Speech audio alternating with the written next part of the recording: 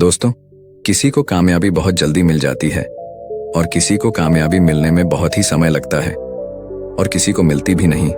हम सब बहुत मेहनत करते हैं, लेकिन कभी कभी हमारे मेहनत के हिसाब से हमें उसका फल प्राप्त नहीं हो पाता है। और आपने देखा होगा कि कुछ लोग थोड़ा ही परिश्रम किए और वे लोग बहुत आगे निकल गए। आप कहते भी होंगे, अरे वह तो पढ़ने में मेरे से ढीमा था, लेकिन फिर भी हमसे आगे निकल गया। आप जो सोच रहे हैं वह चीज आपके हिसाब से नहीं हो रही है और बार बार हार का मुंह ही देखना पड़ रहा है और अंत में खुद को आप लाचार पा रहे हैं, खुद को कमजोर पा रहे हैं। कई बार होता है कि हम सब इतने असफल हो जाते हैं कि फिर हमारा मन टूट जाता है।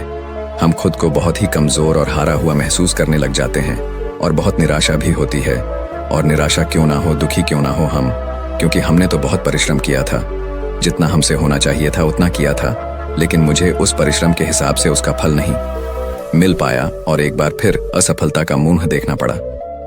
तो दोस्तों, अगर ये सारी सिचुएशन, ये सारी समस्याएं आपके भी जीवन में घटित हो रही हैं या ना भी घटित हो रही हैं, तो भी आप इस वीडियो को छोड़कर कहीं ना जाइएगा, क्योंकि कुछ ऐसी बातें आपको पता चलेंगी जो कि शायद आप इससे पहले कहीं सुने हो।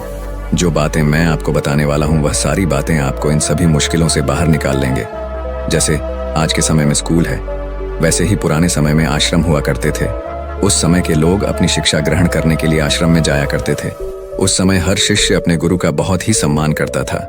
प्राचीन समय में किताबी ज्ञान से ज्यादा लोगों को व्यावहारिक ज्ञान सिखाया जाता था।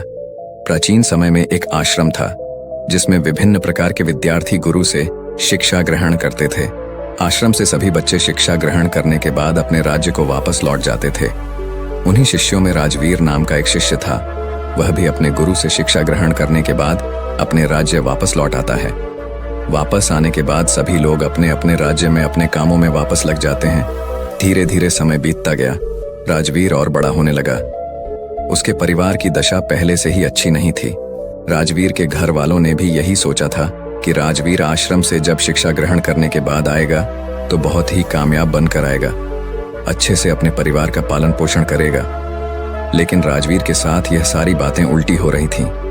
वह आश्रम से शिक्षा ग्रहण करके तो आया था, लेकिन जब वह काम की तलाश में दूर दूर जाता तो उसे कोई काम नहीं मिलता था। छोटी छोटी चीजों में वह असफल हो जाया करता था। राजवीर एक बार एक राजा के यहाँ गया था, क्योंकि राजा अपनी सेना में नए सैनिकों को भर्ती कर रहा था। राजवीर भी राजा की सेना में भर्ती होने के लिए राजा के महल पहुंच जाता है। राजवीर जब राजा के अधिकारियों के सम्मुख प्रस्तुत होता है अपनी योग्यता को साबित करने के लिए, तो उसके हाथ पैर कांपने लगते हैं। यह देख राजा के अधिकारी उसे बाहर कर देते हैं। उससे कहते हैं कि तुम राजा की सेना में भर्ती होने लायक नहीं हो अभी। दोस्तों, इस बात से राजवीर बहुत ही निराश और हताश हो जाता है, क्योंकि उसके जीवन में अगर कोई उम्मीद भी बची हुई थी तो यही एक थी। इसके बाद वह अपने घर दुखी मन से वापस लौट आता है। घर वापस आने के बाद उसे पड़ोसियों के ताने सुनने को मिलते हैं। लोग कहते हैं कि राजवीर तो बहुत पढ़ा लिखा है, पर इसे कोई काम नहीं मिल रहा है। कोई कहता है कि यह तो आश्रम में ठीक से पढ़ा ही नहीं होगा, और कुछ लोग तो यहाँ तक कि कहने लगते हैं कि इसकी सोचने समझने की शक्ति ही कम है, इसलिए इसका दिमाग सही तरीके से काम नहीं कर पा रहा है। मतलब लोग उसे तरह तरह के ताने मारते थे। इस बात से राजवीर बहुत ही ज्यादा परेशान हो गया था। एक दिन उसके मन में आत्महत्या करने का विचार भी आने लगा। फिर जैसे तैसे उसने खुद को संभाला। उसने अपनी समस्या एक दोस्त से बताई।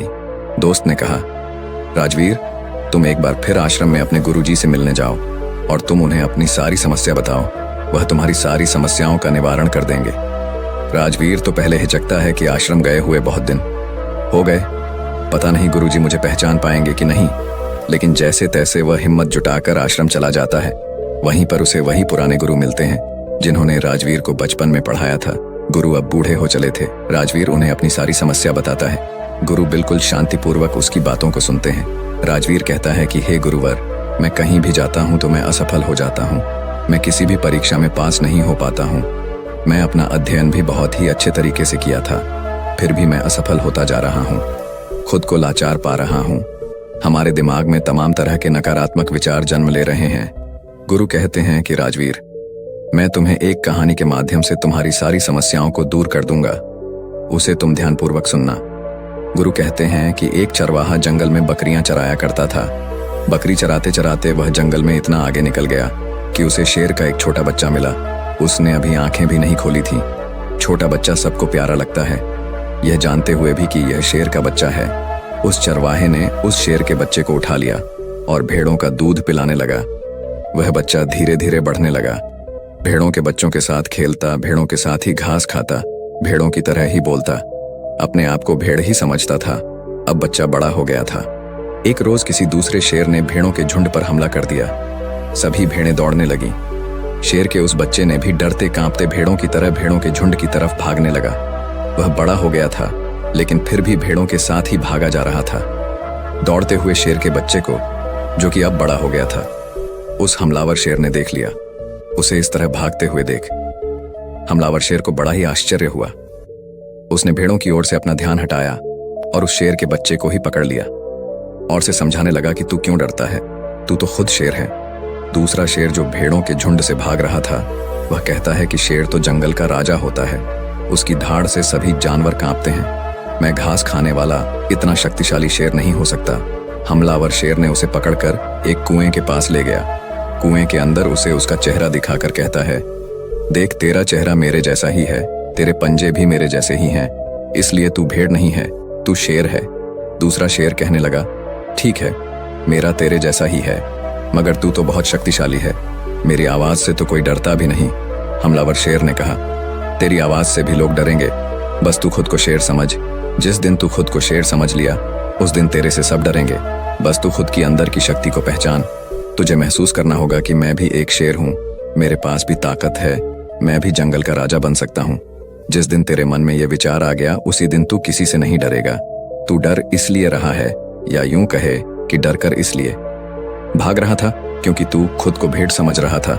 जब तक तू खुद को भेड़ समझेगा, तब तक तू भागता रहेगा, क्योंकि बचपन से ही तू खुद को भेड़ समझते हुए आ रहा था और खुद को भेड़ समझने लग गया था।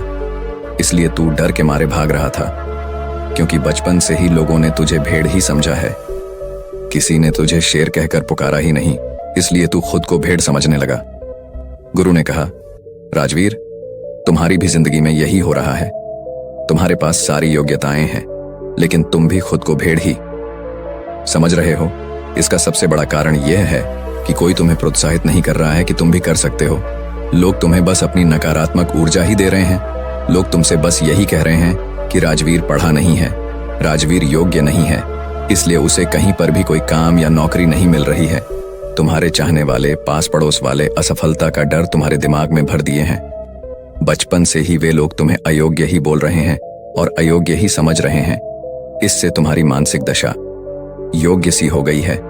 तुम कैद हो गए हो, तुम खुद को हारा हुआ महसूस करने लगे हो, क्योंकि लंबे समय तक जब किसी को अयोग्य असफल बोला जाएगा, तो उसका दिमाग सच में अयोग्य असफल हो जाता है।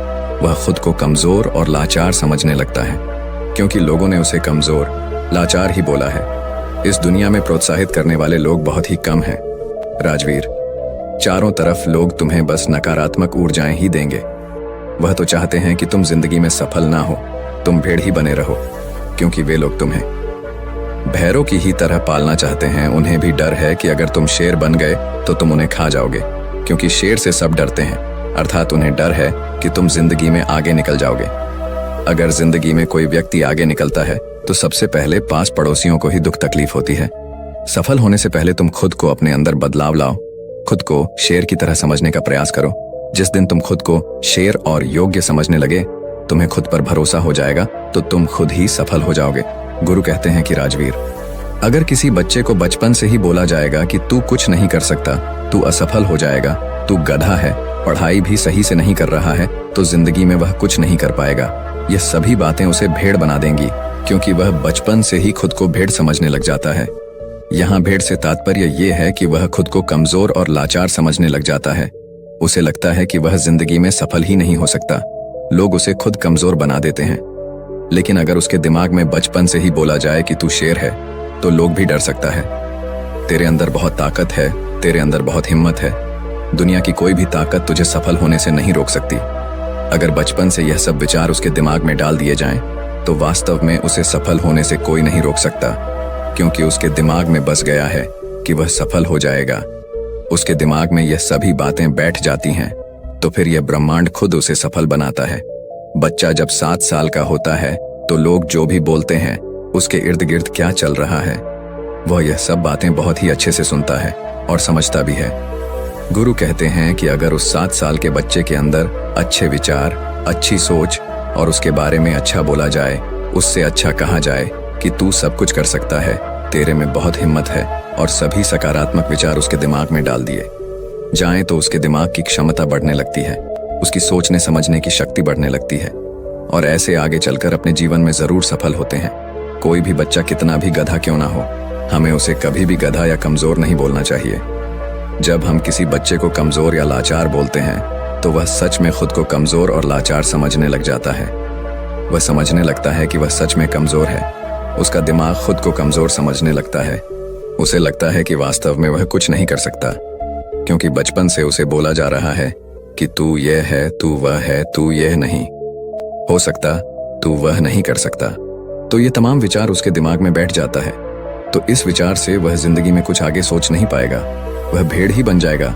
लेकिन वहीं पर अगर उसके दिमाग में बचपन से ही अच्छे विचार डाले जाएं, अच्छी सोच पैदा की जाए, तो आगे चलकर वह एक सकारात्मक ऊर्जा के साथ आगे बढ़ेगा।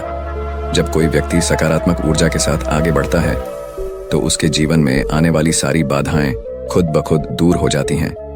राजवीर, बचपन से तुम्हारे साथ भी यही हो रहा है। बचपन से लोग तुम्हारे दिमाग में यही सब नकारात्मक विचार भर दिए हैं, जिससे कि बड़े होकर भी तुम यही सब सोच रहे हो। तुम बिना डरे हुए खुद को सकारात्मक ऊर्जाओं से पहले भरो। जब तुम खुद को सकारात्मक ऊर्जाओं से भर दोगे तो फिर तुम अपने आप सफल हो जाओगे। सफलता के द्वार तुम्हारे लिए खुलने लगेंगे। गुरु कहते हैं कि कहीं पर जाने से, कुछ भी करने से पहले अपने मन को सकारात्मक ऊर्जाओं से भरो। तुम्हें असफलता या नकारात्मक विचारों पर ध्यान ही नहीं देना है, तुम्हें बस खुद को सकारात्मक ऊर्जाओं से भरना है। तुम प्रतिदिन जब सुबह उठो और रात को जब सोने जाओ तब महसूस करो कि हम भी कर सकते हैं, हम असफल नहीं होंगे, हमारे अंदर भी ताकत है, हमारे अंदर भी हिम्मत है। खुद को सकारात्मक ऊर्जाओं से भरते रहो। इसके बाद धीरे धीरे तुम खुद को महसूस करने लगोगे कि तुम्हारे लिए सफलता के द्वार खुलने लगे हैं। गुरु आगे कहते हैं कि राजवीर, तुम ये काम आज से ही शुरू कर दो। अगर तुम ये काम आज से शुरू कर देते हो तो तुम्हें बहुत ही जल्द इसका प्रभाव देखने को मिलेगा। इतना कहकर गुरु शांत हो गए। राजवीर अपने गुरु को दंडवत प्रणाम करते हुए एक सकारात्मक ऊर्जा के साथ आश्रम से वापस अपने घर आ जाता है। 2 महीने के अभ्यास के साथ सबसे पहले वह अपने अंदर के डर को समाप्त करता है, खुद को सकारात्मक ऊर्जाओं से भरता है। ऐसे ही एक दिन राजा के सैनिक उसके गांव आते हैं और बोलते हैं कि राजा की सेना में कुछ नए सैनिकों की जरूरत है। इसके लिए जो राजा की सेना में भर्ती होना चाहता है, सैनिक बनना चाहता है, वह ठीक 5 दिन बाद राजा की सेना में भर्ती होने के लिए महाराज के पास आकर अपनी योग्यता का प्रमाण देकर सेना में भर्ती हो सकता है। ठीक 5 दिन बाद कड़ी मेहनत के बाद राजवीर अपनी योग्यता का प्रमाण देने के लिए राजा के राजमहल पहुंच जाता है। राजा के सैनिक इस बार उसे देखते हैं तो उसमें एक अलग प्रतिभा, सकारात्मक ऊर्जा दिख रही थी। वह पहले से डर नहीं रहा था। इस बार राजवीर अपने सभी परीक्षा में पास हो जाता है। राजा की सेना में वह भर्ती भी हो जाता है। जब राजवीर के घर वालों को यह बात पता चली तो वे सब बहुत ही खुश हो गए। तो दोस्तों, उम्मीद है इस वीडियो से आपको काफी कुछ सीखने को मिला होगा, और अगर कुछ सीखने को मिला हो तो हमारे इस वीडियो को लाइक, शेयर और सब्सक्राइब जरूर कर लीजिएगा, और साथ ही कमेंट में नमो बुद्धाय जरूर लिखिएगा। धन्यवाद।